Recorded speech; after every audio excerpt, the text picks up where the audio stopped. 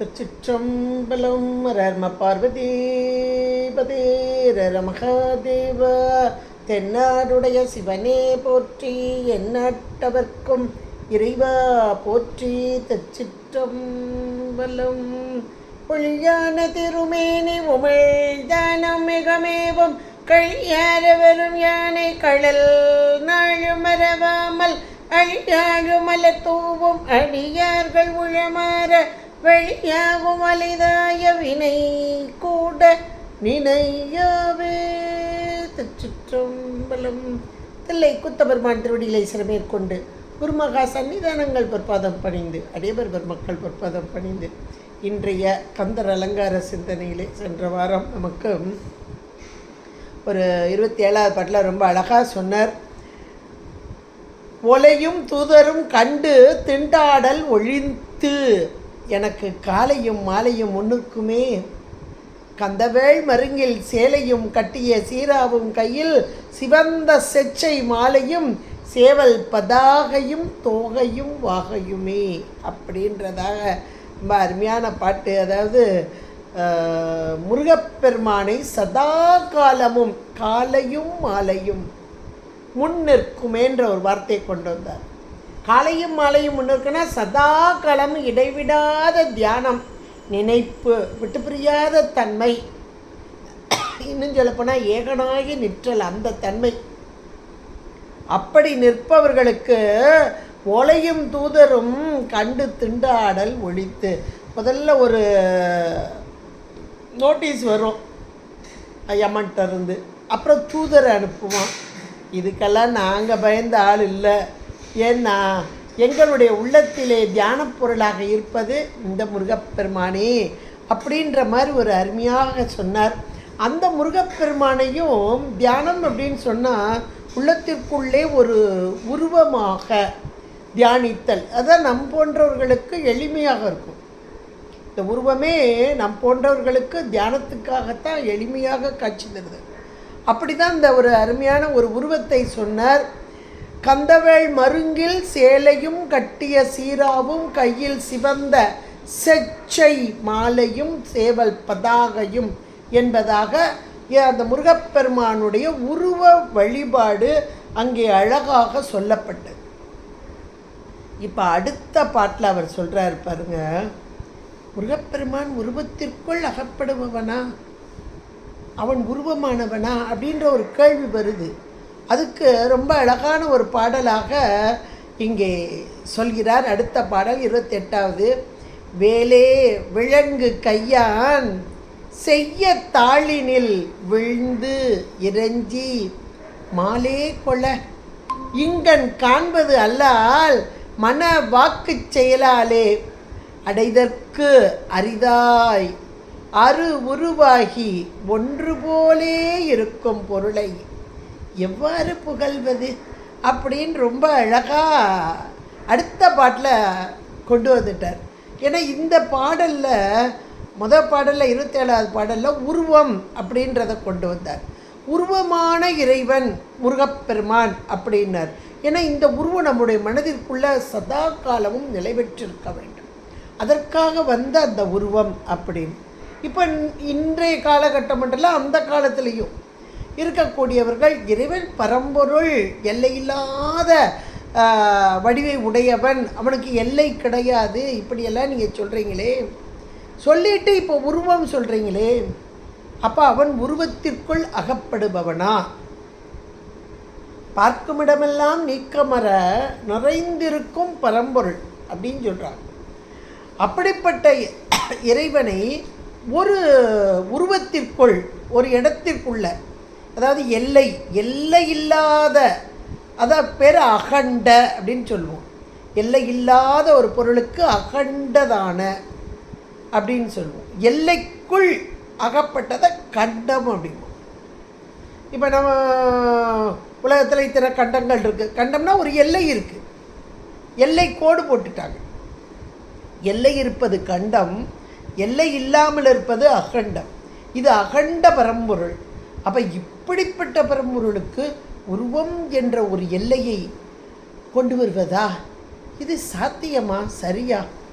நீங்கள் இவ்வளோ அழகாக சொல்கிறீங்களே முருகப்பெருமானுடைய எல்லாவற்றையும் பெருமைகளெல்லாம் சொல்கிறீங்களே, ஆனால் அவனை உருவத்துக்குள் கொண்டு வரீங்களே சரியா என்று அன்னைக்கும் கேட்டாங்க, இன்னைக்கும் கேட்டுக்கொண்டே இருக்கிறார்.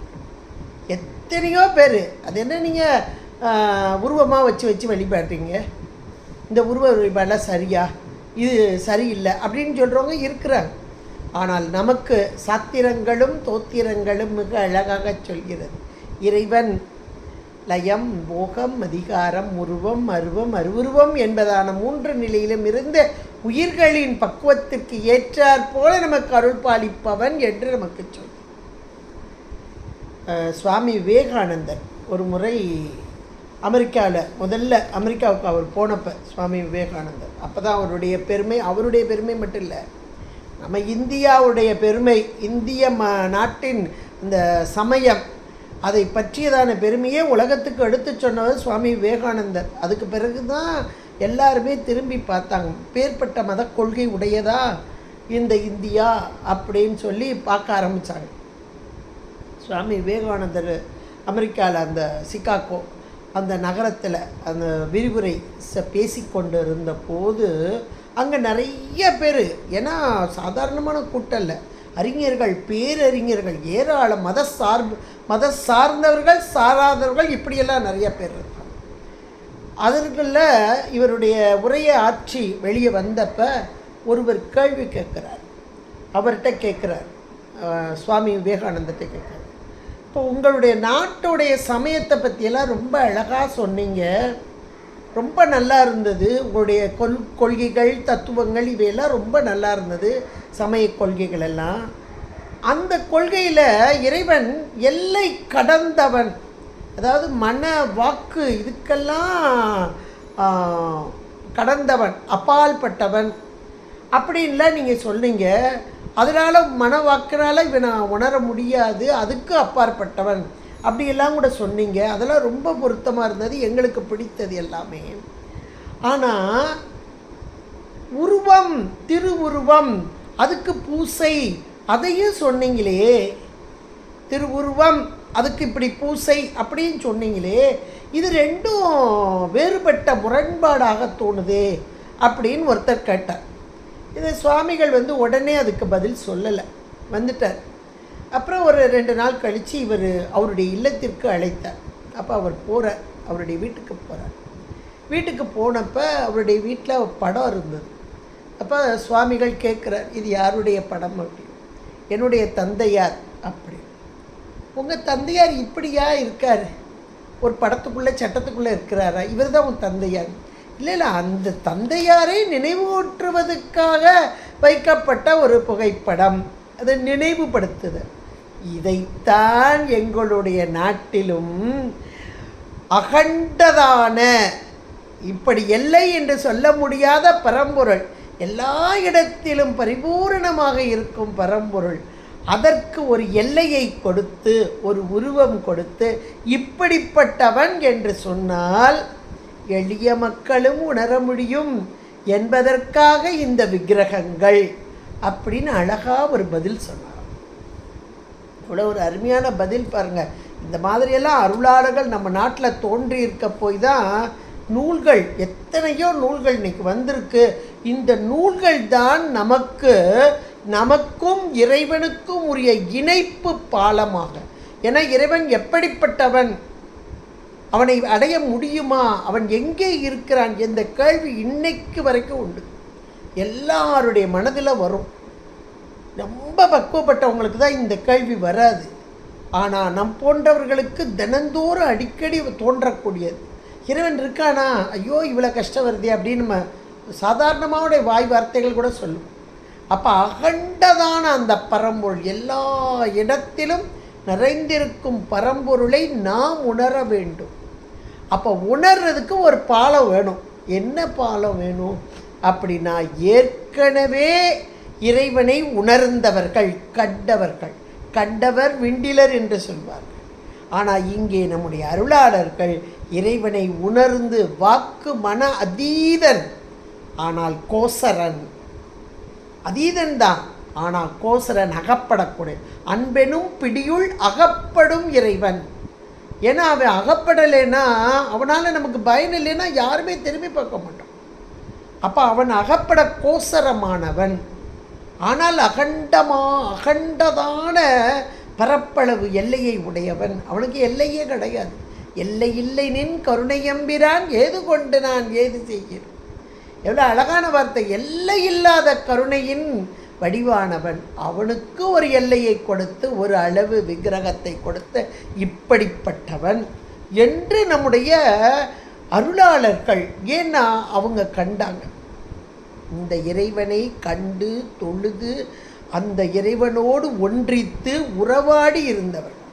அவர்கள்தான் நமக்கும் இறைவனுக்கும் ஒரு பாலத்தை போடுறாங்க. ஏன்னா நாம் அந்த வழியில் போகணும். நமக்கு தெரியாது.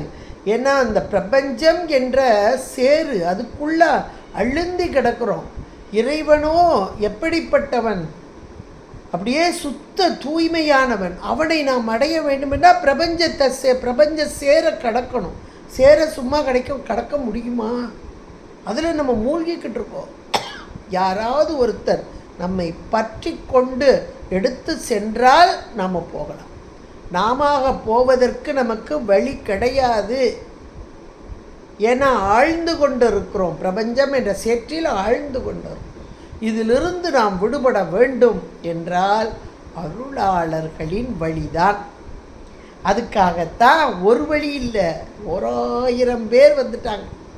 இன்றைக்கும் வந்து கொண்டே இருக்கிறார்கள்.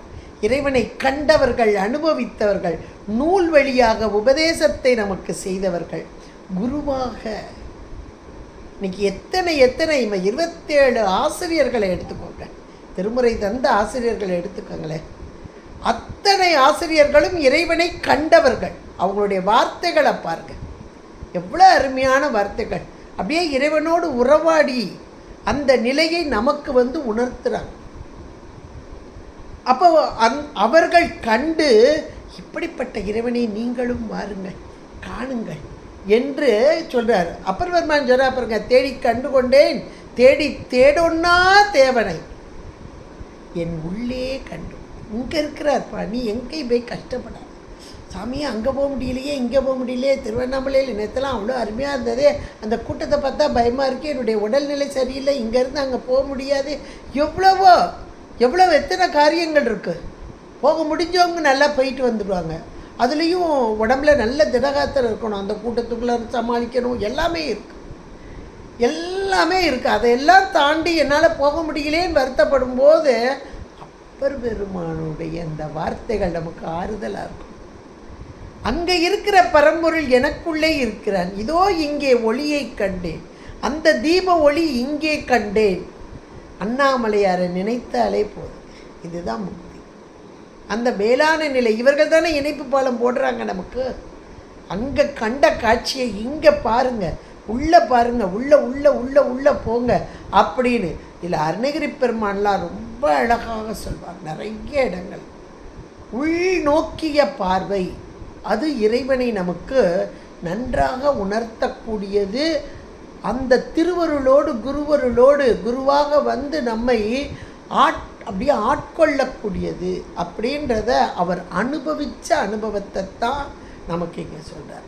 அந்த இணைப்பு பாலம், அந்த பாலத்தை போடுறவங்க யார்? அருளாளர்கள். இப்படிப்பட்ட இறைவன் அவர் அனுபவிச்சதை நமக்கு காட்ட முடியுமாங்க? ஒரு சந்தேகம் நமக்கு இப்பவுமே வருது. எப்படி இருந்திருக்கும் அந்த இறைவனை நேரில் பார்த்தோம். இப்போ அருணகிரி பெருமான் நேரில் பார்த்தவர், கண்டவர். ஒவ்வொரு இடத்துக்கும் கூப்பிட்றார், ஒவ்வொரு இடத்துலையும் ஒரு காட்சி தர்றார். இங்கே திருச்செந்தூர்லாம் நடராஜ பெருமானாக நடன கோலத்தில் கண்டார். அதை அப்படியே வார்த்தை ஜாலமாக்கி கொடுத்துட்டார். அதெல்லாம் யோசிச்சு பாருங்க. அப்போ இப்படி நமக்கு காட்ட முடியுமான்னா, இப்போ கைலாயம் அப்படின்ற இடத்துக்கு இப்போ எங்களை மாதிரி நாங்களாம் போனோம். இப்போவும் போய்கிட்டே இருக்காங்கன்னு வைங்களேன். ஆனால் எத்தனை பேர் போகிறாங்க? லட்சக்கணக்கான மக்களில் ஒரு 1% கூட கிடையாது. ஒரு 100 பேர் 200 பேர் இவ்வளோ பேர் தான் போக முடியுது. எல்லாராலையும் போக முடியாது. ஏன்னா வயசு, உடல்நிலை, ஆரோக்கியம், இன்னொன்று பணம், இன்னொன்று நமக்கு சூழல், சுற்றுச்சூழல், இது எல்லாம் ஒத்து வரணும். இதுக்கெல்லாம் மேலே திருவருள்னு ஒன்று இருக்குது. அந்த திருவருள் கூட்டிக்கணும். இதெல்லாம் நடந்தால் இது சாத்தியம். சரி, கைலாயத்துக்கு போயாச்சு, பார்த்தாச்சு. அங்கே போகும்போதே சொல்லி தான் கூப்பிடுவாங்க, இங்கே எங்கேயாவது கோயிலை தேடிக்கிட்டு இருக்காதீங்க, சாமியை தேடிக்கிட்டு இருக்காதீங்க, ஒன்றும் கிடையாது, மலை மட்டும்தான் இருக்கும். ஆனால் அந்த மலை எப்படி இமயமலையுடைய ஒரு பகுதி தான் சொல்கிறாங்கன்னாலும் அந்த இடத்துல நிற்கும்போது ஏற்படக்கூடிய ஒரு மனதுக்குள்ளே வரக்கூடிய உணர்வுகள் அப்படி ஒரு வித்தியாசமான உணர்வு. இப்படி இருக்குமா இப்படி இருக்குமா அப்படின்ற மாதிரியான ஏதோ ஒரு எங்கேயோ இருக்கிற மாதிரி உணர்வு. சரி, பார்த்தவங்க அனுபவிச்சாங்க. சரி, மற்றவங்களுக்கு அவங்க மனசுக்குள்ளே அப்படியே எழுதுனாங்க, ஓவியமாக எழுதுனாங்க. கையில் தான் இப்போ செல்லு இருக்க, ஃபோட்டோவை பிடிச்சோம், அவ்வளோத்தையும் இங்கே கொண்டு வந்து காமிச்சு, இந்த இடத்துக்கு போனோம், இங்கே வந்து நின்னோம், நாற்று பேசில் நின்னோம், இப்படி பார்த்தோம், அப்படி அழகான மலை அப்படி தொடர்ச்சியாக இருக்குது, அதில் மேலே ஒரு இடத்துல மட்டும் பனி இருக்குது, அதில் சூரிய ஒளி விழுந்தோன்னு தக தக தகன்னு பொன்னார் மெனியனாக காட்சி தருது. அதை அந்த ஃபோட்டோ காமிச்சு, ஆஹா, அப்போ அவ்வளோ பெரிய இடத்த, எவ்வளோ பெரிய மலை யோசிச்சு பார்த்து, எவ்வளோ பெரிய இடம். இந்த 2 கண்ணை வச்சு பார்க்கும்போதே அங்கே அப்படி ஒரு இதாக இருந்தது. அதை குட்டியாக ஒரு ஃபோட்டோவில் எடுத்துகிட்டு வந்து இந்த பாருங்கன்னு சொல்லும்போது அதை பார்க்கும்போதே பார்க்குறவங்க, அதாவது இந்த ஃபோட்டோவை பார்க்குறவங்களுக்கே அவ்வளோ ஒரு சந்தோஷம். அப்போ அதை நேரில் பார்த்த மாதிரி ஒரு சந்தோஷம் இருக்கா இல்லையா? இதே மெத்தடை அப்படியே கொண்டு வர்றாரு அருணகிரி பெருமான். இவர்கள் அருணகிரி பெருமான் மட்டும் இல்லை, இதை போன்ற நம்முடைய அருளாளர்கள் இறைவனை கண்ட காட்சியை அப்படியே வார்த்தை ஜாலமாக போட்டா பிடிக்கிறது நமக்கு தெரியும். இன்றைக்கி கையில் செல்லிருக்கிறா போட்டா, இவர்கள் வார்த்தை ஜாலமாக்கி ஞானசம்பந்த பெருமான் அம்மையப்பனாக வந்த இறைவன், அமுது ஊட்டிய அம்மை, இதையெல்லாம் அப்படியே போட்டாவா பிடிச்சாரு, வார்த்தை ஜாலமாக்கி கொடுத்துட்டார். தோடு உடைய செவியன் விட ஏறி ஒரு தூவெண் மதி சூடி, அப்படியே எவ்வளோ ஒரு அழகாக ஃபோட்டோ பிடிச்சா கூட இப்படி சொல்ல முடியாதுங்க. அவ்வளோ அழகாக கொண்டு கெட்டப், இப்படி ஒரு கெட்டப்பில் வந்தார் அப்படின்ட்டார். இந்த கெட்டப்பை அப்பா பார்த்தாரா? பார்க்கலை. ஆனால் காமிச்சார் இவர், பார்க்கலை. இந்த அப்பா பார்க்கலை, ஆனால் உணர்ந்தார். ஆஹா, நம்முடைய மகன் இப்படி ஒரு இறை அருள் பெற்றது, இறைவனை கண்டது, இறை அருள் பெற்றது, ஞான அமுது, ஞான பூனகம் என்று சொல்லக்கூடிய ஞானப்பால் உண்டதுன்னு உணர்ந்துக்கிட்டார் இல்லையா? இன்றைக்கி நாமும் எத்தனை நூற்றாண்டு ஆகிப்போச்சு, இன்றைக்கி நாமும் அந்த வார்த்தைகளை பார்க்கும்போது 3 வயசு குழந்தையா அங்கே தோணித்துறையில் இருந்து அப்படி ஒரு பால் உண்ட தன்மையை நம்ம மனசுக்குள்ளே நினச்சி பார்க்கும்போது என்ன ஒரு பிளகாங்கிதானே. இதைத்தான் அருளாளர்கள், அந்த இறைவனை கண்ட அருளாளர்கள் நாமும் காண வேண்டும் என்று அப்படி ஒரு அருமையான பாலம். இதுதான் இந்த இணைப்பு பாலம் அப்படின்னு சொல்கிறது. இவங்க போடலைன்னா நாம அனுபவிக்க முடியாது. இன்றைக்கி நம்ம கோயிலுக்கு போகிறோம், கோயிலுக்கு போகும்போது நீங்கள் அதை சோதித்து பாருங்கள். அதாவது சோதனை வேறு ஒன்றும் வேண்டாம். ஒரு பிரதோஷம் வருது, அல்லது இப்போ மார்கழி மாதம் திருவாதிரை வரப்போகுது, நடராஜ பெருமான் அழகாக இருப்பார், நடன ஆடு வர்ற காட்சியோ அளவு கிடந்தது. அது ஒவ்வொரு தளத்துலேயும் சிதம்பரத்துலலாம் கண்கொள்ளா காட்சி, நம்ம ஊர்களையும் நடக்குது. இதை ஒரு 1000 பேர், இப்போ இன்னும் 1000 பேர் கூடவே இருப்பாங்க, இருந்து பார்த்துக்கிட்டு இருக்கிறோம். அதில் ஒருத்தர், அப்பா என்ன கூட்டம்ப்பா, ஒரே தான் இடிக்கிறாங்கப்பா, இவங்க குளிக்காமல் கூட வந்து கிடக்குது அப்பா, இப்படி பக்கத்தில் இருக்கக்கூடிய அவர்களையே நோக்கி கொண்டு இருப்பவர்கள் கொஞ்சம் பேர், எல்லாரும் கிடையாது, கொஞ்சம் பேர் இப்படியே சொல்லுவாங்க. இவங்க இப்படி இருக்கா, இவங்க இப்படி இருக்கா, இதுக்கெல்லாம் வந்து இப்படியெல்லாம் சொல்லுவாங்க. இன்னும் சிலர், அப்பா என்ன ஒரு அழகு, என்ன அருமையான டெக்கரேஷன் பண்ணியிருக்காங்க, பூவால் அலங்காரம் பண்ணியிருக்காங்க.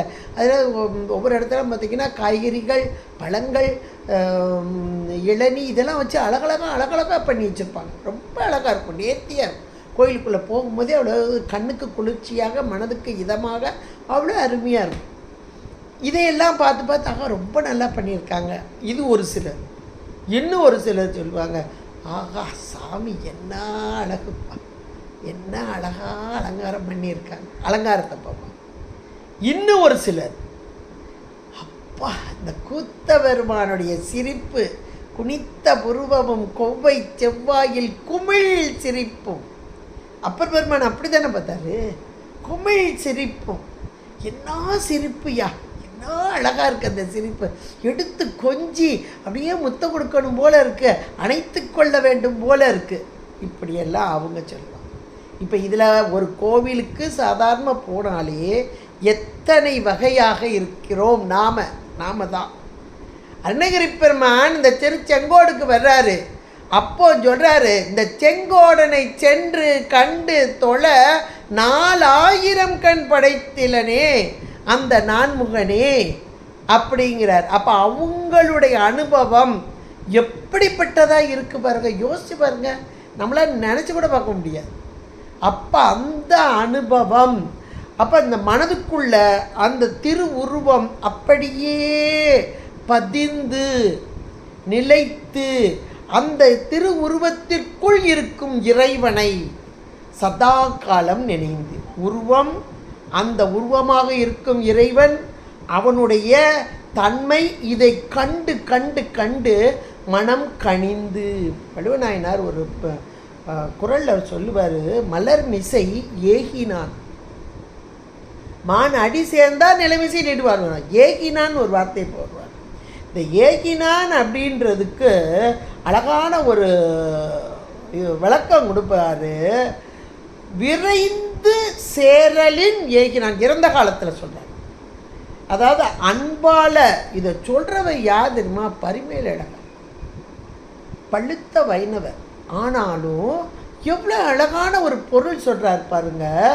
அன்பால் யார் நினைக்கிறாங்களோ அவங்களுடைய உள்ள கமலம் தாமரையில் நினைக்கும் போதே உள்ள வந்து உட்காந்துறான். அதாவது இறந்த காலத்தில் முன்னக்கூடியே வந்துடுறான். விரைந்து சேரலின் ஏகினான் அப்படின்னு இறந்த காலத்தில் அதை விளக்கம் கொடுக்குறார். எவ்வளோ ஒரு அருமையானது பாருங்கள்.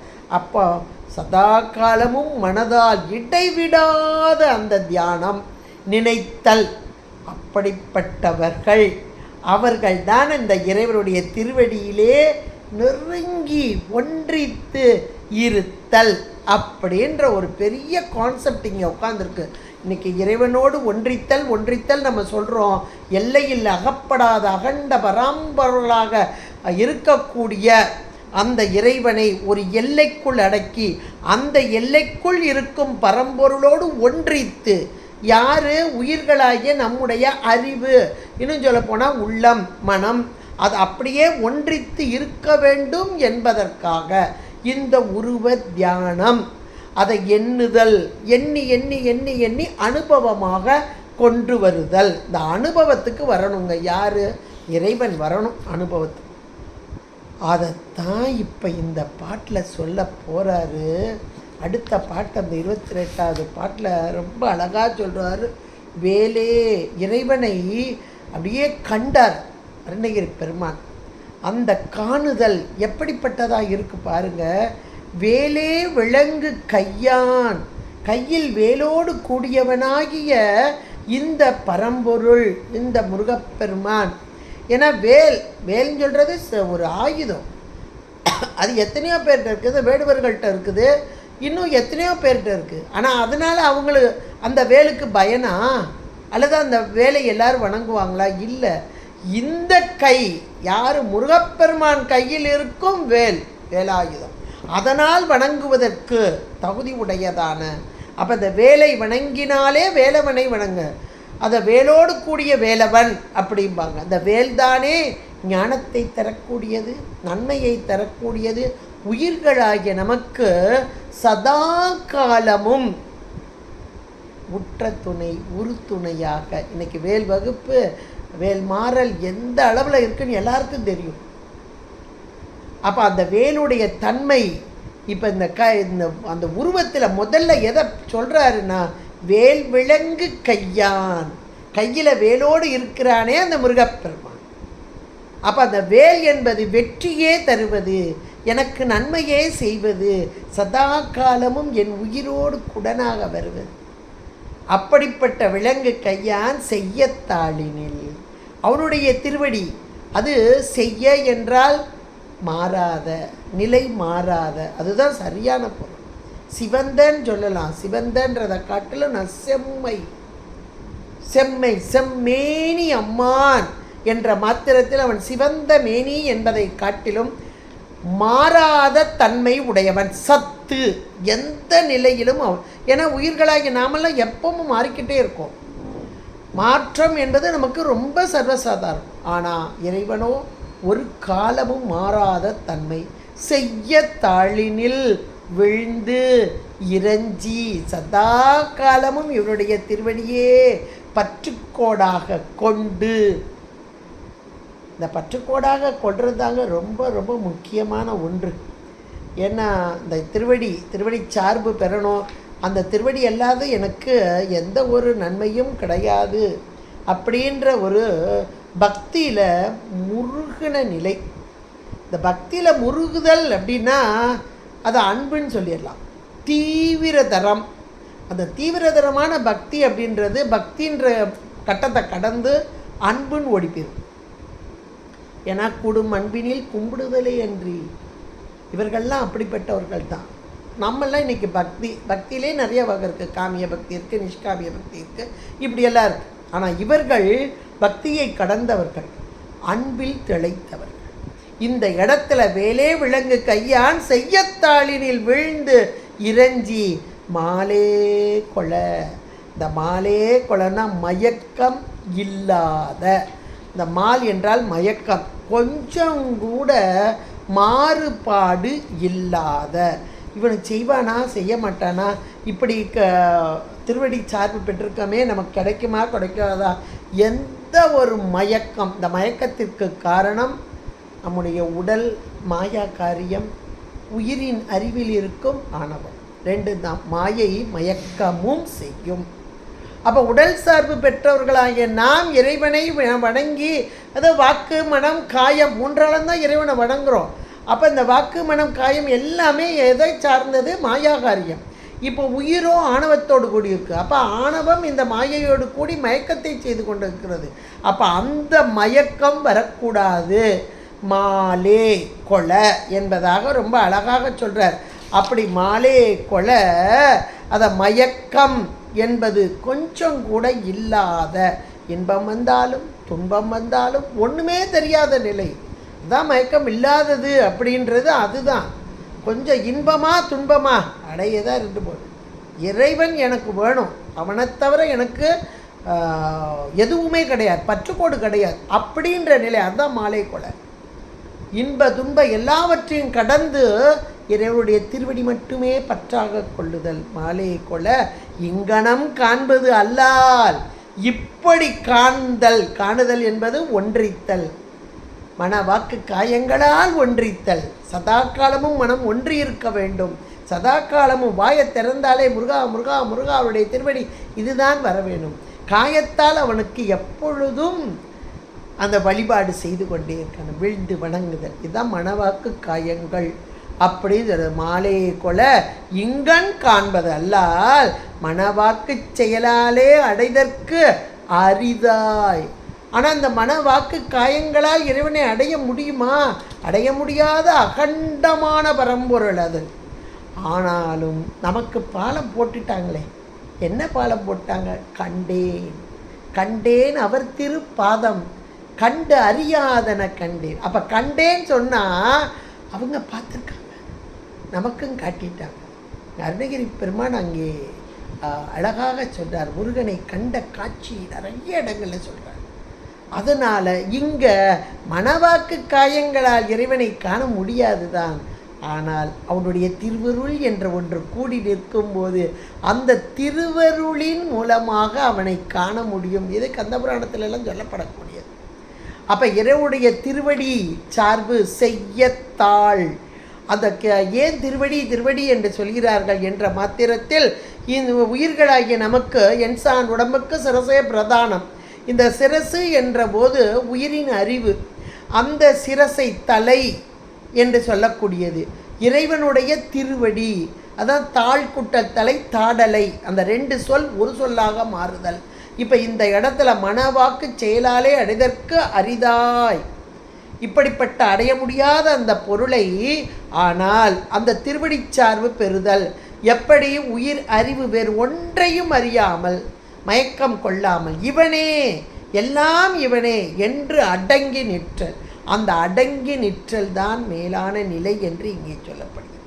அரிதாய் அரு உருவாகி, இந்த இடத்துல சொல்கிறாரு, இவன் அருவமா உருவமா அருவுருவமா என்றால் அருவும் உருவும் அருவுருவமாகி ஒன்று போல இருக்கும் பொருளை, இவன் அருவமாக இருந்தாலும் சரி உருவமாக இருந்தாலும் சரி உருவமாக இருந்தாலும் எல்லாமே ஒன்று போல மாறாத தன்மை. நாம் எப்படி வணங்கினாலும் சரி, உருவமாக வணங்கினாலும் சரி அருவமாக. இப்போ விளக்கு நேற்றெல்லாம் கார்த்திகை தீபம் எதற்காக என்றால் இவன் ஜோதியானவன், இங்கே சுடராகி நமக்காக வந்த தன்மை. ஜோதியானவன் சுடராகி வந்த தன்மை. இந்த நெருப்பு அப்படின்றது அருவுருவம். அப்போ அருவமான பொருளுக்கு உருவமாக்கி உருவமாக வெளியே வர்றது தான் அர்த்தநாரி கோலம். இங்கே அருவுருவமாக நின்ற தன்மை மலை, அதாவது அக்னி பிளம்பான தன்மை. அருவம் உருவம் அருவுருவம் மூன்றையும் உணர்த்துவது தான் இந்த கார்த்திகை தீபம். இதை உணர்ந்தாலே போதும். அது நம்ம இன்றைக்கி ஒவ்வொருத்தருடைய மனநிலை ஒவ்வொருத்தருக்கும் ஒவ்வொரு மாதிரி. இறைவனுடைய திருவருளும் கூட்ட வேண்டும். இதை உணரும் தன்மையை நமக்கு இறைவன் திருவருள் கூட்டினால் நாம் உணரலாம். இங்கே அரு உருவாகி அருவாகி உருவாகி உருவாகி ஆனால் ஒன்று போல இருக்கும் பொருளை, அந்த பொருள் எப்படிப்பட்ட பொருள்? அருவத்தில் இருந்தாலும் அதுதான், உருவத்தில் இருந்தாலும் அதுதான், அருவுருவில் இருந்தாலும் இதுதான். மாறாத தன்மை, சத்துத்தன்மை. அந்த பொருளை எவ்வாறு புகழ்வது? எப்படிப்பா நான் சொல்ல முடியும்? கடைசியில் ஒரு வார்த்தையை சொல்லிட்டு போயிட்டார். ஏன்னா அவர் பார்த்துட்டாரு, அனுபவிச்சிட்டாரு. ஆனால் இந்த பொருள் மாறாத பொருள், எப்படி இருந்தாலும் இன்பம் தரும் பொருள். யாருக்கு எப்படி கொடுக்கணுமோ இன்பத்தை அப்படி கொடுக்கும் பொருள். அதனால் இந்த இன்பத்தை, இந்த பொருளை அல்லது இந்த பொருள் தரும் இன்பத்தை எவ்வாறு புகழ்வது? எவ்வளோ ஒரு அருமையான வார்த்தை! நான் எப்படி சொல்கிறது? வாயில் அடங்குமா? அதை வார்த்தையில் அடங்குமா? இந்த இன்பத்தை, நான் அடைந்த இன்பத்தை, அந்த பொருள் எனக்கு தந்த இன்பத்தை என்னால் வார்த்தையில் சொல்ல முடியுமா?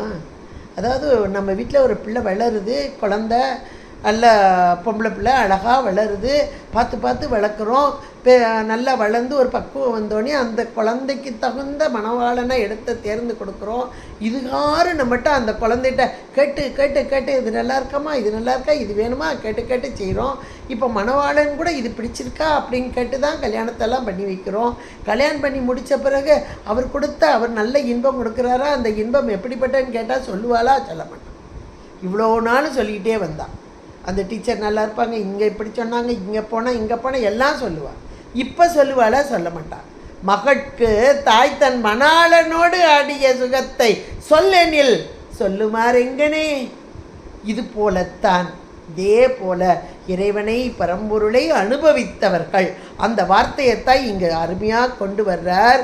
இப்படிப்பட்ட பரம்பொருள் வேலே விலங்கு கையான் செய்ய தாளினில் வீழ்ந்து இறைஞ்சி மாலே கொல இங்கன் காண்பது அல்லால், இப்படி வணங்கணும். இங்கன் காண்பது அல்லால் மணவாக்கு செயலாலை அடைதற்கு அரிதாய் அரு உருவாகி ஒன்று போல இருக்கும் பொருளை எவ்வாறு புகழ்வது? எவ்வளோ ஒரு அருமையான ஒரு பாடலாக்கி நம் பொருட்டாக எளிய தன்மை கொண்ட நாம் உணரும் வண்ணமாக அரியதான ஒரு பொருளை வைத்து அமைத்த அற்புதமான அலங்கார பாடல். இந்த கந்தர் அலங்காரத்திலே 28வது பாடலாக நம் போன்றவர்களுக்கு உபதேசமாகவும் இணைப்பு பாலமாகும். இந்த பொருளை நீங்கள் அடையலாம், இப்படி அடையலாம், அது தரும் சுகம் அளவு கடந்தது, அனுபவிச்சு பாருங்கள் அப்படின்னு சொல்வது போல நம்மகிட்ட கை காட்டிட்டு போயிட்டார் அருணகிரி பெருமான். அவருடைய வழியிலே நின்று, குருவின் வழியில் நின்று திருவை அடைய வேண்டும் என்ற ஒரு உகந்த தத்துவமும் இங்கே உட்கார்ந்துருக்கு. இன்றைக்கி குருவாரம். அந்த குருவாரத்திலே குருவாக வந்த அருணகிரி பெருமான் திருவை காட்டி சென்றார். அந்த திருவை அடைய வேண்டும் என்ற குறிக்கோளோடு நாம் வாழ்ந்தால் திருவை அடையலாம் என்று கூறி அருமையான இந்த கந்தர் அலங்கார பாடலை சிந்திப்பதற்கு திருவருளும் குருவருளும் கூட்டியமைக்க திருவருளுக்கும் குருவருளுக்கும் நன்றி கூறி இதுகாரும் கேட்டு மகிழ்ந்த அடியவர் பெருமக்களின் பொற்பாதம் பணிந்து உங்களிடமிருந்து விடைபெறுகிறேன். நன்றி, வணக்கம். திருச்சிற்றம்பலம். அரர்ம பார்வதீபதே ரர மகாதேவ. தென்னாடுடைய சிவனே போற்றி, எண்ணற்றவர்க்கும் இறைவா போற்றி. திருச்சிற்றம்பலம்.